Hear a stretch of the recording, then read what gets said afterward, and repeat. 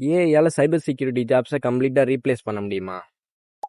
ஏன்னு பார்த்தீங்கன்னா ஏஐயால கோட் பண்ண முடியும், ஏஐயால ஹேக்கும் பண்ண முடியும். எக்ஸாம்பிளுக்கு பார்த்தீங்கன்னா ஹியூமன்ஸால் கண்டுபிடிக்க முடியாத பக்ஸை கூட ரொம்ப ஃபாஸ்ட்டாக கண்டுபிடிக்க முடியும் மினிட்ஸில். இருந்தாலும் இப்போதைக்கு ஏஐயால சைபர் செக்யூரிட்டி ஜாப்ஸையும் என்ட்ரி லெவலில் கூட ரீப்ளேஸ் பண்ண முடியாது. ஏங்கிறத நான் உங்களுக்கு டீட்டெயிலாக எக்ஸ்பிளைன் பண்ணுறேன். எக்ஸாம்பிளுக்கு இப்போ இந்த கம்பெனி கேடிடிஏங்கிற பார்த்தீங்கன்னா இப்போ இந்த மாதம் ஜூலையில் பார்த்தீங்கன்னா சைபர் அட்டாக் நடந்திருக்கு. இதில் கிட்டத்தட்ட 12 million emails and 7 million passwords வந்து லீக் ஆகிருக்கு இந்த சைபர் அட்டாக்னால. இன்னும் இந்த மாதிரி பல கம்பெனிஸ் பார்த்தீங்கன்னா 2026 மட்டும் ஹேக்கர்ஸால் அஃபெக்ட் ஆகிருக்கு. இந்த மாதிரி அஃபெக்ட் ஆகிருக்க கம்பெனிஸில் நிறைய கம்பெனிஸ் பார்த்தீங்கன்னா எம்என்சிஸ். இந்த கம்பெனிஸ் கிட்டேலாம் டெடிகேட்டட் சைபர் செக்யூரிட்டி டீம்ஸும் இருக்கும், ஏஐ பேஸ்டு டிஃபென்ஸும் இருக்கும். அப்படி இருந்தும் இந்த மாதிரி கம்பெனிஸ்லாம் சைபர் அட்டாக்கில் அஃபெக்ட் ஆகிறதுக்கு ரீசன் என்னென்னு பார்த்தீங்கன்னா அதுக்கு அவங்களோட டெக்னாலஜி லெவல் கிடையாது, ஹியூமன்ஸ் தான்.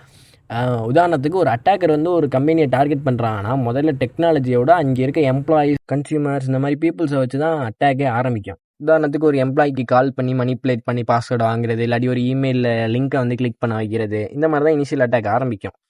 இதெல்லாம் நடக்காமல் தடுக்கிறதுக்கு ஒரு ஹியூமன் செக்யூரிட்டி டீம் வந்து கண்டிப்பாக தேவைப்படும். ஈவன் இனிஷியல் லைன் ஆஃப் டிஃபென்ஸுக்கு கூட நமக்கு ஆள் தேவைப்படும். அங்கே தான் ஜூனியர்ஸை ரெக்ரூட் பண்ணுவாங்க.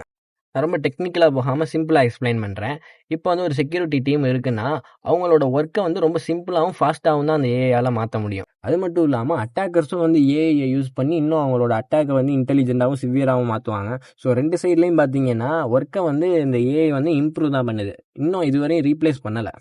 இதுலேருந்து நான் என்ன சொல்ல வரேன்னா, நீங்கள் ரீப்ளேஸ் ஆகிடாமல் இருக்கணும் அப்படின்னா நீங்கள் ஒரு சைபர் செக்யூரிட்டி இன்ஜினியராக இல்லாமல் ஒரு ஏஐ சைபர் செக்யூரிட்டி இன்ஜினியராக லேர்ன் பண்ணணும், ஒர்க் பண்ணணும்.